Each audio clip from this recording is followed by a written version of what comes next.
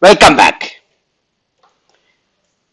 In the last one or two classes, we have been trying to understand some of the basic concepts involving spin physics, which are essential to get into more understanding of one and two dimensional NMR spectroscopy. So, as a consequence, we were trying to understand many things. In the last class, we came to the level of understanding interaction of the magnetic moment with an external magnetic field, mu. So we found out the energy of interaction E is equal to minus into minus mu dot B. Both mu and B are vectors. This is total interaction energy. Also, we discussed, remember, this was interaction energy was negative. Why it was negative? Because we said it is to ensure that spins oriented in the direction of the external magnetic field here has lower energy than opposite to that. That is only the concept. As a consequence, negative sign was incorporated into this equation. Now, this was the general expression for the interaction energy, but I also said the interaction energy of the magnetic moment, which is in the opposite direction of the magnetic field, in the opposite direction, they are different. That's what we said in the previous class. This results in different energy states which get separated out in the magnetic field. This is called removal of degeneracy. Remember, I discussed in the last class, the energy states are degenerate in the absence of the magnetic field. But in the presence of the magnetic field, the energy state corresponding to these two orientations in the direction of the field, in the direction opposite to the field, are getting separated out. And also, I said these two have different energies. Interaction energy with the magnetic field for magnetic moment in this direction, and for the magnetic moment in the opposite direction with the magnetic field, they are different. So now we will work out the interaction energy for each direction of orientation, for each component of mu. Okay, but before that, let us see, as I said, mu is a vector, B is a vector. Of course, that is B naught is a static magnetic field. Main external magnetic field, I said, is always referred to as B naught. Okay, that's the important thing. And this being a vector, we can resolve this into three components. And it is a dot product. So it can be, you can write this as mu x bx plus mu y by plus mu z bz. I'm resolving these vectors.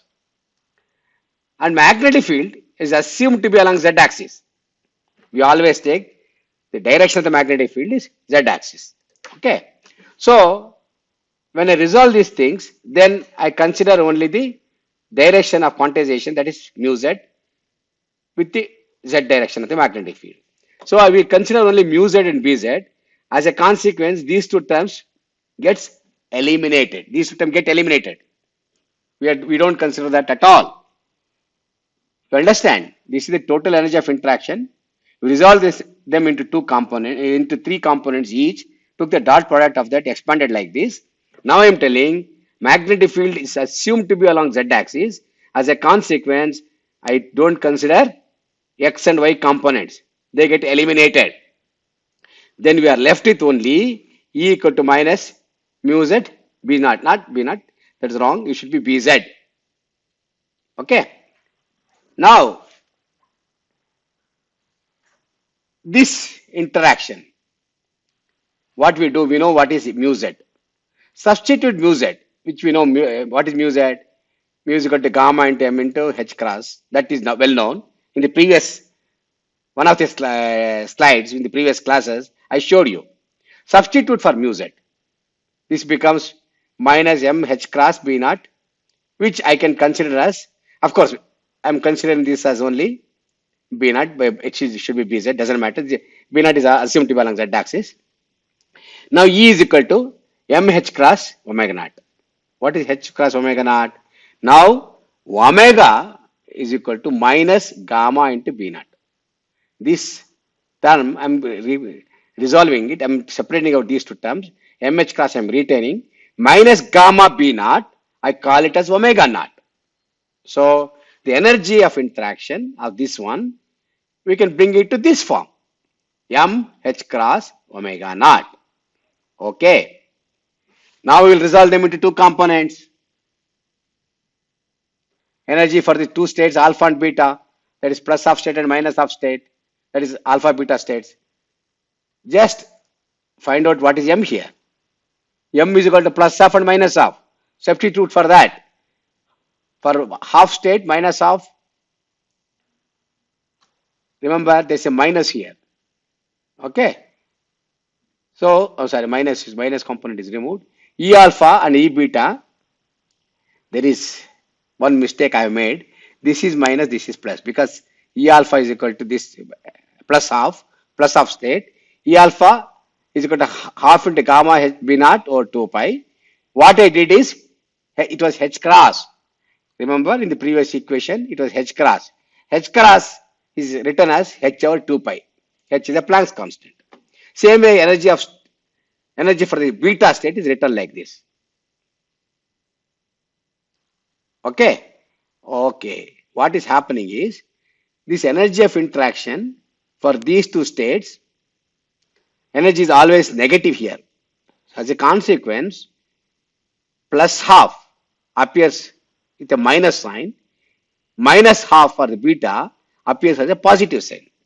As a consequence, notice the energy of beta state is more than alpha state.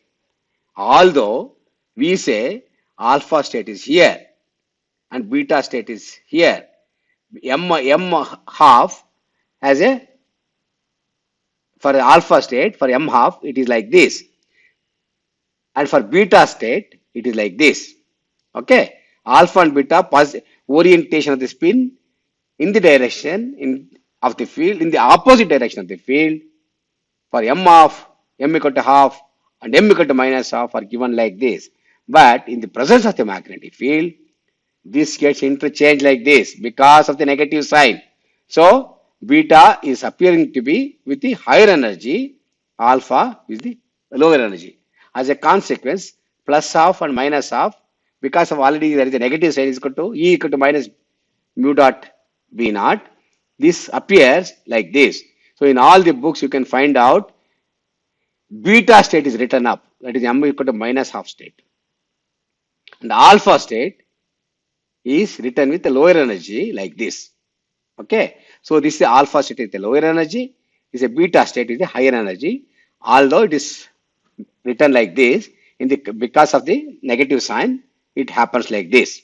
Notice this change. In most of the books they write beta as higher energy state, alpha as the low energy state like this.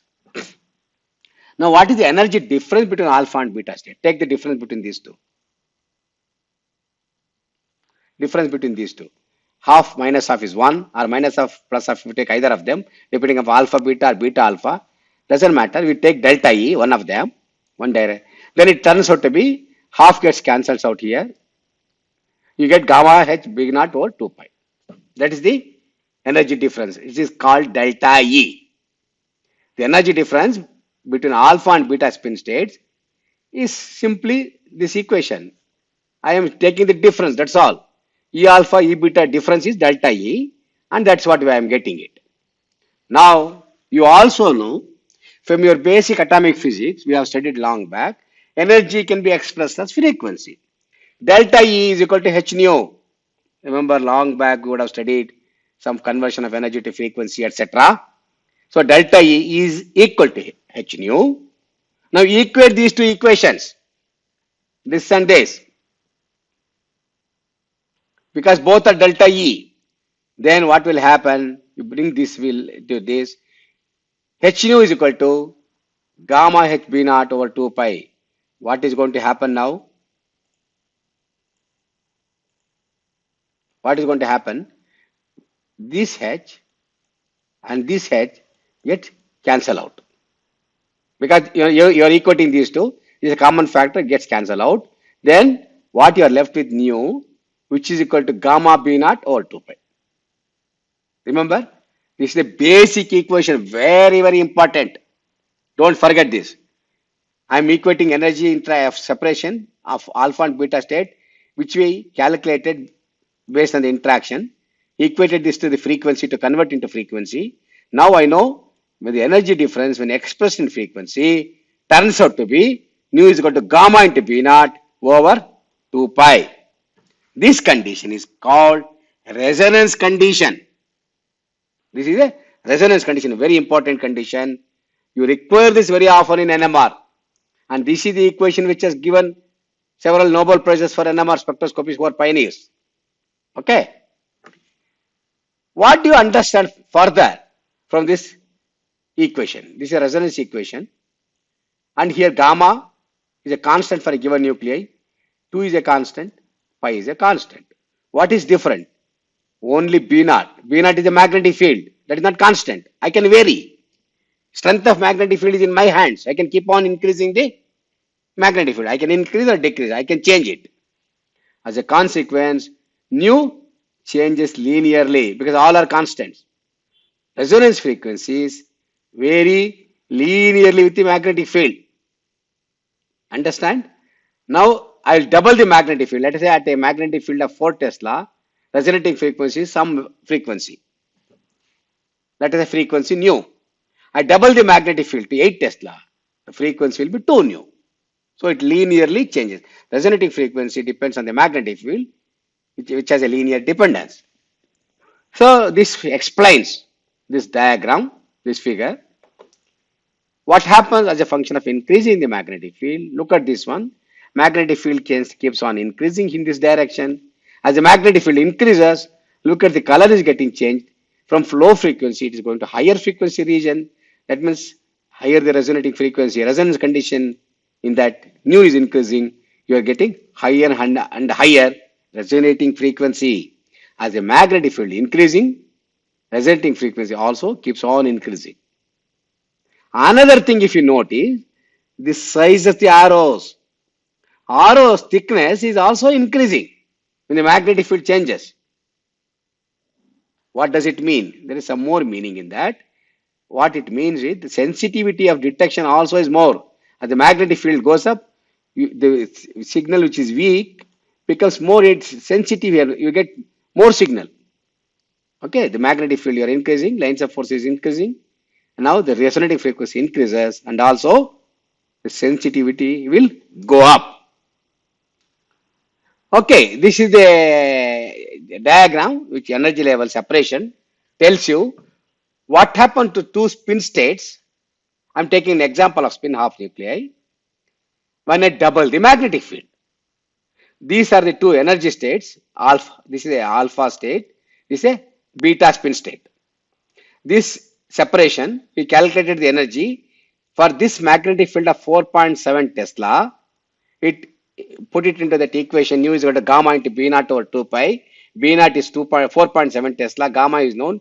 2 pi is known. You calculate. Delta E turns out to be 200 megahertz in a magnetic field of 4.7 Tesla. Now here we have doubled it. What is happening? Energy separation also doubled because it is linearly varying. Magnetic frequency linearly varies with the magnetic field. As a consequence, energy levels also have to go increase energy separation. Otherwise, frequency will not increase, right? So this drawing tells you as you increase the energy magnetic field, energy separation between two alpha and beta states have increased linearly. If you change linearly, it is changing linearly. At the two places we saw it is doubled, energy level exactly get doubled, and this is the resonating frequency, which is 400 megahertz, which was 200 here. When you change the magnetic field from 4.7 to 9.4, the resonating frequency from 200 megahertz became 400 megahertz for protons. So what do you understand from this? Higher the magnetic field, we have better resolution and increased sensitivity. We talk more about resolution and sensitivity as we go ahead. But this point has to be clear for you. Higher the magnetic field, higher the resolution and higher the sensitivity. Okay. This table gives you a feel for what is happening when I increase the magnetic field. How the resonating frequency is changing. Look at it.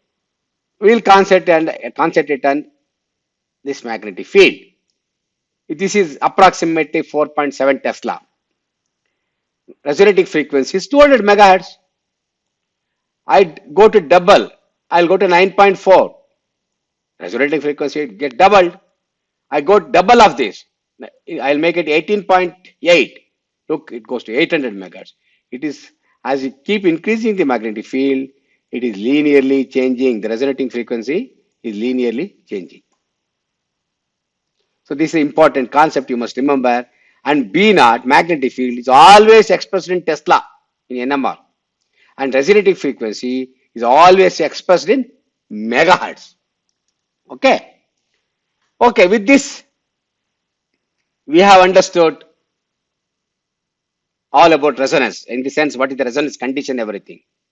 We can even calculate the frequency. We know delta E, we know nu is equal to gamma into B naught over 2 pi. We know what is B naught, what is gamma, what is 2 and pi. We get the resonating frequency. Now, remember in the very first class, when I showed the electromagnetic spectrum, I said NMR appears in the radio frequency region. I suppose you remember all these points. Am I right? Now let us understand. We will find out where does NMR spectroscopy, or where does the frequency, if I calculate for a different magnetic field, where does it appear? We will do that. Okay, we'll calculate the resonant frequency of proton using this resonance condition. Of course, I have been telling you the gamma of proton is 26.75 into the 10 to the power 7 radians per Tesla per second. Now I am taking magnetic field as 2.35 Tesla. This is in Tesla. This gamma is in this unit. I know 2, I know pi. Okay, 3.142 pi expressed in radians, 3.151415926. That value you should not forget. That should be in your fingertip always. Substitute all these values. Okay, nu is gamma I know 2, I know pi, this thing, I know magnetic field Tesla. These are simple numbers. Just plug it into your calculator and it turns out to be nu is equal to 100.06 megahertz. I calculated mu is 100.06 megahertz. Okay. We'll do one more experiment, one more calculation. What happens? I change the magnetic field to different value. Now I take magnetic field of 14.1 Tesla. Earlier was 2.35. I changed it to 14.1 Tesla. All other factors remain same, that I am not touching. It has to be same. Plug in the values. Only this number is changed now. That's all. This all remained same. Find out the value. It is 600.36 megahertz. What happened? I changed the magnetic field 6 times. Resonating frequency changed to 6 times. That's okay. This is for proton. Both the resonating frequency of the proton in both the magnetic fields, I took example for calculation, they appeared in megahertz frequency range, 100 and 600. Doesn't matter some number, it is all in the megahertz range. That's fine. What about other nuclei? Let us take the example of carbon 13. Carbon 13 gamma is this. In the same magnetic field 2.35 Tesla, this plug in the value, it turns out to be 25.15 megahertz. Gamma of carbon is 4 times less than that of proton. As a consequence, nu is 4 times less. Correct. Proton was 100.06 or something we worked out, and carbon resonating frequency in the same magnetic field is 25.15 megahertz. Good. Let us see what happens with the other magnetic field which we calculated for proton. 14.1 Tesla. Plug it in. For carbon 13 gamma, it turns out to be 150.98. 4 times less than that of proton. In 14.1 Tesla, proton was resonating at 600, carbon is coming at 150. In 2.35, proton was 100, carbon was 25 megahertz, up around that value. Fine. All are in megahertz. That is the general conclusion. All the nuclei we took, the resonating frequency are all within this megahertz range. Anything except one unstable nuclei like tritium, No other nuclei in the periodic table can have resonating frequency more than that of proton. Remember, highest resonating frequency of all the stable isotopes is always proton. That is the one which is highest gamma. In the magnetic field and all other things kept constant, only gamma is changing. That has the highest gamma. So no nuclei in the periodic table can have a resonating frequency higher than that of proton. Okay, with this, and we know it is all in the megahertz range. If protons resonate at 300 megahertz, we can have to do one more calculation. Of course, this is just for you to understand before you go further. Let us say I have given you, somebody has told me there is a magnetic, he got a spectrum in 300 megahertz for proton. What was the magnetic field? Of course, you can calculate by this equation. You know this equation, bring B naught this side and calculate, find out what is going to happen. So this is 2 pi goes here, 2 pi nu or gamma. Plug in the values, simple. You find out B naught turns out to be 7.04 Tesla. So remember these things. You need to calculate magnetic field. You can calculate resonating frequency for varieties of nuclei. Fine? Okay. All these things we know. Now, in the practical applications, where we have the magnetic field of the order of few Tesla, 14 Tesla up to 20 Tesla, doesn't matter. We calculate it. Even if I have 24 Tesla, resonating frequency turns out to be close to a gigahertz. That is the NMR frequency. But radio frequency range, if you know the radio frequency in the electromagnetic spectrum, range from 20 kilohertz to several gigahertz. 20 kilohertz to several gigahertz. But NMR spectrum, what we saw is resonance frequency, comes in the radio frequency region, megahertz only. As a consequence, NMR, because we know it is a radio frequency range, is from 20 kilohertz to several gigahertz, and our calculated frequency are all in megahertz. I said NMR is detected in the radio frequency region. Are you all with me? I just wanted to show you, we just calculated the resonating frequency for different nuclei for a set of magnetic fields, and we understood they all come in the megahertz range, megahertz frequency range. But in the electromagnetic spectrum, we know radio frequency ranges are all between 20 kilohertz to several gigahertz. As a consequence, I'll say NMR is always detected in the radio frequency region. There is no doubt about it. That means go to any NMR laboratory, all NMR spectrometers operate at megahertz frequency. You understand? Any NMR laboratory you go, you will see the NMR spectrometer is always mentioned in megahertz. For example, go there. Go to any NMR lab. In our lab, we have many spectrometers. You can see it is written 300, 400, 500, 600, 700, 900. Varieties of magnets are there. What do this number refers? These numbers tell you the corresponding resonating frequency of proton in these magnetic fields. In this magnetic field, whose magnetic field can be expressed in some Tesla. If you take the proton NMR, it comes at 500 megahertz. Similarly, in this spectrometer, proton resonated 900 megahertz. That means the magnetic field from here to here is 3 times larger. If this magnetic field is, let us say 7 Tesla, this is 21 Tesla, 3 times larger. So that's what. But what I am trying to tell you is, whatever the number you see on the magnets, if you go to NMR spectrometer, where commercial spectrometers are there with the magnets are there, some numbers are written here. That tells you the corresponding resonating frequency of the spectrometer, and that pertains to resonating frequency of protons. So if I come and tell you I have a 800 megahertz spectrometer, that means I have a magnet written with 800 here, and console everything is matched such that I can protons in that field resonate at 800 megahertz. This is the interpretation you should know. Okay. Now we'll go a little bit more and to understand. We have spin half nuclei where Charge distribution is always spherical. Spin of nuclei. It is a dipole. Okay. Charge nuclei is always spherical. And their behavior is easy to understand.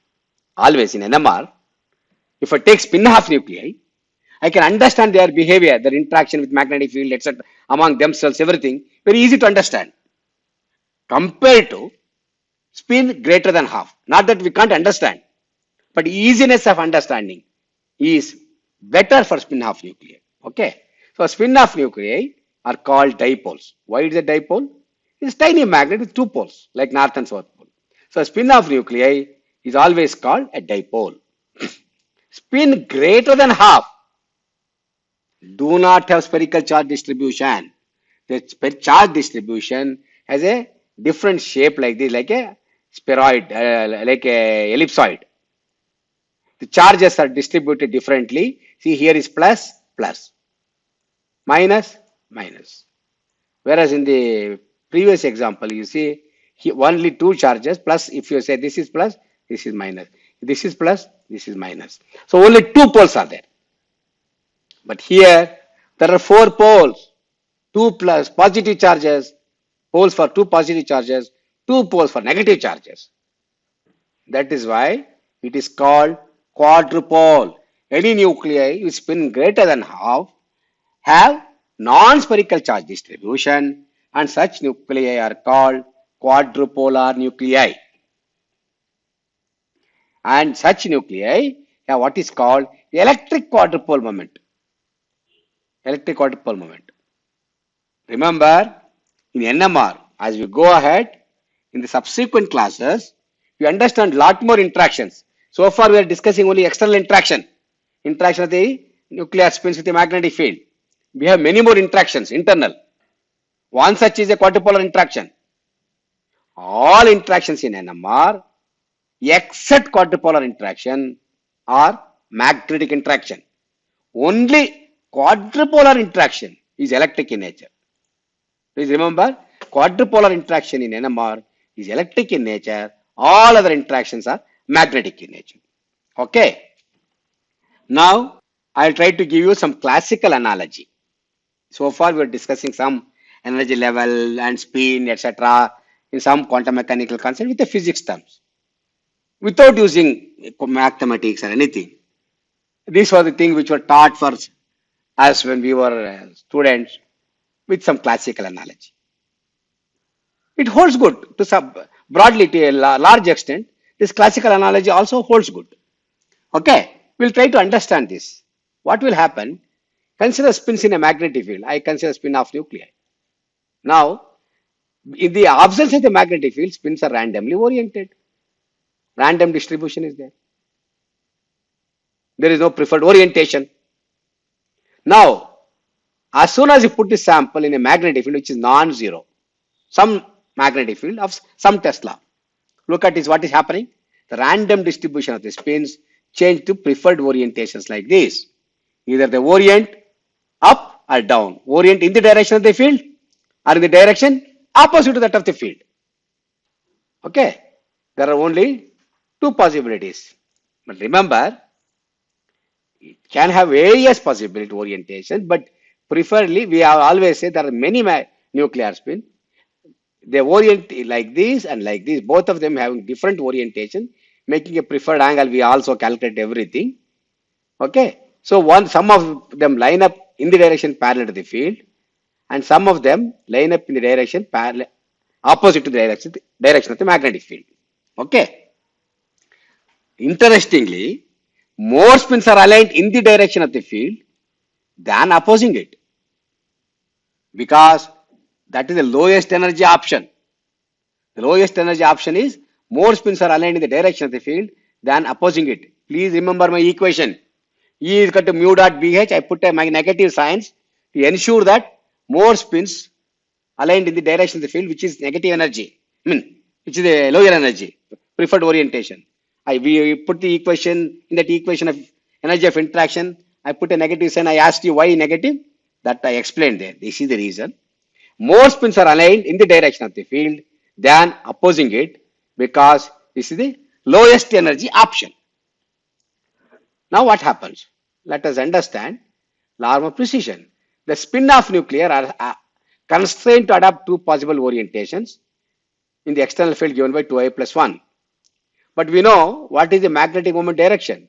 Although we say in the direction of the field, in the direction opposite to the field, we also know what is the angle of orientation. Angle, when the quantization directions we calculated also, right? If our spin half and minus half, which is 54.7, you remember we calculated in one of the previous classes. So two orientations, one 54-degree direction, 54.7 in this direction of the field, one minus 54.7, otherwise 54.7 in the minus direction. We got this. Magnetic moment, we calculated quantization directions. There are two forces acting on it. One is the large force, magnetic field, because of external interaction. It wants to keep it aligned along it. Other force is a spin angular momentum, which wants to keep it spinning at a restricted orientation, which is known. We can calculate that. So there are two forces acting on it. It's like a tug of war. One wants this side, other wants this side. In the loose way, I'll tell you, one is pulling this way, other is pulling the other way. It is like a tug of war. As a consequence, what happens? The magnetic field exerts a torque inducing motion into the magnetic moment. That is, for the spins, it introduces a sort of a torque inducing motion. What will happen? This torque will make the nuclear spins start processing along the direction of the magnetic field. This is the magnetic field. It was like this. It was somewhere like this. Two orientation. But some magnetic field main magnetic field starts pulling, let's say. But the preferred orientation according to quantum mechanics is like this, restricted orientation. As a consequence, what happens? The spins exert a torque, magnetic field, because it is exerting a torque on the spin, they start rotating in a cone in the direction of the magnetic field. But if one spin is rotating like this in the opposite direction of the field, there are millions of nuclear spins, tiny magnets or magnetic moments. They all present in the sample, undergo precision simultaneously at the same frequency. Frequency will not change. The precisional frequency, the speed at which they rotate is same. Simultaneously undergo in the direction oriented field, in the direction opposite to field, it appears as if it is forming two cones like this. Alpha and beta components of the magnetic moment aligns in the direction, particular angle in the magnetic field. Because of this torque, they precess in a cone like this. This is an important thing. Remember, classical analogy, in the aligned spins, magnetic moments, start precessing in this direction and this direction, two cones, due to two preferred orientations. Okay? And the torque magnetic field induces on the spins. This is called Larmor precision. This is called Larmor precision. Now you may ask me a question. They are precessing at some speed. What is this precisional frequency? How fast it is processing? I must calculate, right? I should know. If I say torque is exerted by the field on the spins and they start processing like this, what is its speed? How fast it is rotating? What is the frequency of precision? I must calculate. That is called Larmor frequency. I'll calculate that in the next class and show you what is the Larmor precision frequency. So I'll stop for the day. Today we have discussed a lot of things about continuing from the spin physics. Now we have got a classical example. We understood about the degeneracy removal of the states and we calculated the energy difference between these two states. We obtained the resonant condition and calculated the frequencies and then showed it is in the radio frequency region for different magnetic fields, different spins resonating frequency, different nuclei, all come in the radio frequency region. In the classical analogy, I said the spins start processing like a cone like this, and it's called a Larmor precision frequency. So in the next class, this Larmor frequency, everything will discuss and continue further. Okay, we'll continue further in the next class.